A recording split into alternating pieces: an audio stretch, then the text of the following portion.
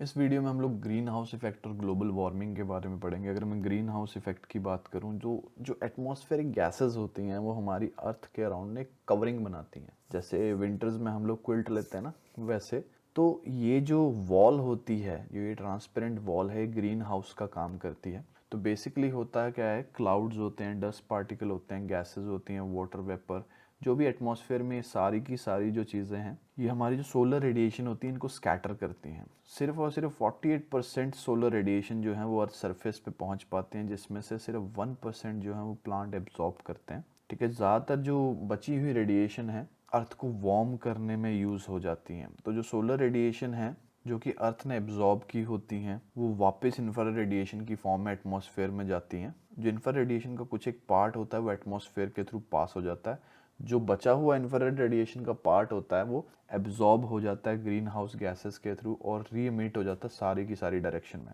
इसको हम लोग ग्रीन हाउस इफेक्ट बोलते हैं।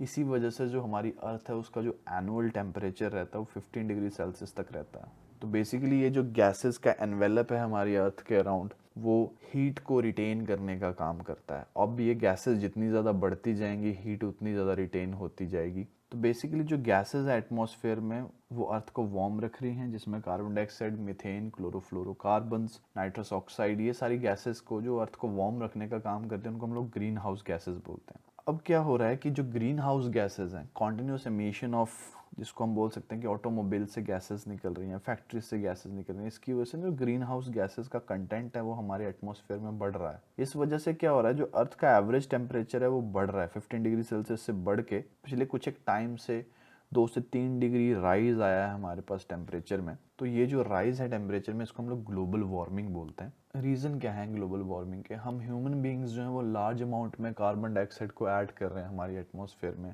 तो बेसिकली ये CO2 आ कहाँ से रही है, हम फॉसिल फ्यूल को बर्न कर रहे हैं, घरों में, इंडस्ट्रीज़ में, ऑटोमोबाइल में, बायोमास को बर्न किया जा रहा है डिफरेंट एग्रीकल्चर प्रैक्टिसेस के लिए। तो ये हमारे पास रीज़न है ग्लोबल वार्मिंग के। दूसरा है जो मिथेन है वो एटमॉस्फेयर में ऐड हो रही है मार्शी एरियाज़ में, जो चावलों के खेत होते हैं वहाँ से, जो कैटल शेड्स होते हैं, जो गाय भैंसों का जो बाड़ा होता है वहाँ पे भी बहुत सारी मिथेन गैस होती है। ठीक है, और बायोगैस प्लांट से क्लोरोफ्लोरोकार्बन जो हैं वो एमिट हो रहे हैं एटमॉस्फेयर में, रेफ्रिजरेटर, एयर कंडीशनर, इन सब से। तो जिसकी वजह से जो हमारा एटमॉस्फेरिक टेम्परेचर है वो धीरे धीरे बढ़ रहा है। ओजोन डिप्लीशन क्या है, एक्चुअली में जो ओजोन है वो एक ट्राई एटॉमिक मॉलिक्यूल, उसमें 3 ऑक्सीजन प्रेजेंट होते हैं। जो हमारा लोअर एटमॉस्फेयर है जिसको हम ट्रोपोस्फेयर बोलते हैं, वहाँ पे बहुत स्मॉल क्वांटिटीज में ओजोन प्रेजेंट होती है। लेकिन जो हमारा अपर एटमॉस्फेयर है जिसमें स्ट्रेटोस्फेयर आता है, वहाँ पे जो ओजोन की अमाउंट है ना वो बहुत ज़्यादा है।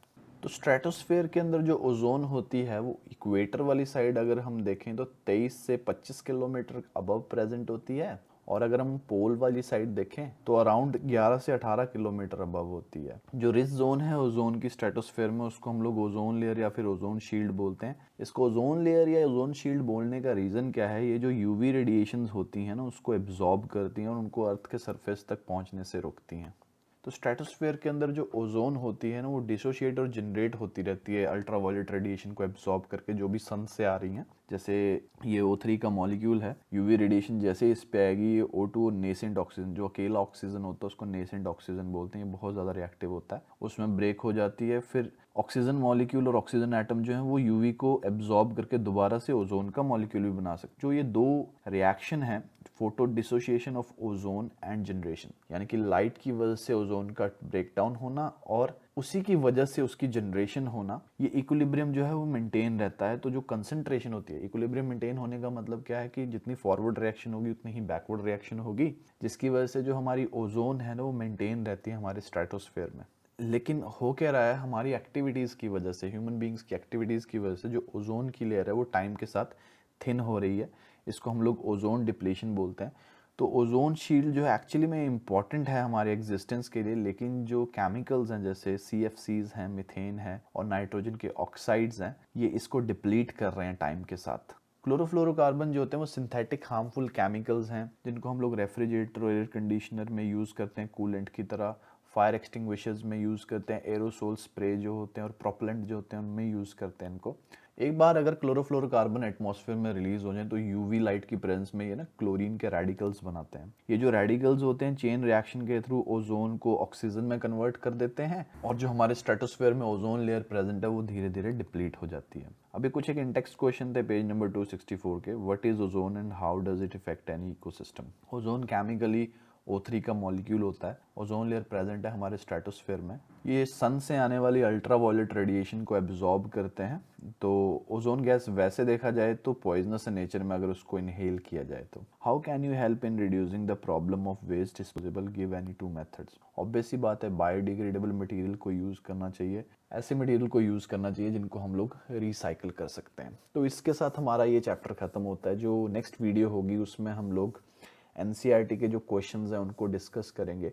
तो ये चैप्टर बेसिकली हमारे पास एनवायरनमेंट क्या होती है, इकोसिस्टम क्या होता है, उसके कंपोनेंट्स क्या थे, फूड चेन, फूड वेब क्या होते हैं, इकोलॉजिकल पिरामिड्स क्या होते हैं, एनर्जी ट्रांसफ़र कैसे होती है, वेस्ट डिस्पोजल की क्या प्रॉब्लम जनरेट हो रही है हमारे पास ग्लोबल वार्मिंग क्या होती है, ग्रीन हाउस इफेक्ट क्या होता है और ओजोन लेयर को क्या क्या प्रॉब्लम फेस करनी पड़ रही है ह्यूमन बीइंग की इंटरवेंशन की वजह से। तो ये चैप्टर जो है वो इसके साथ ख़त्म होता है। बाकी हम लोग एनसीईआरटी क्वेश्चन नेक्स्ट वीडियो में करते हैं।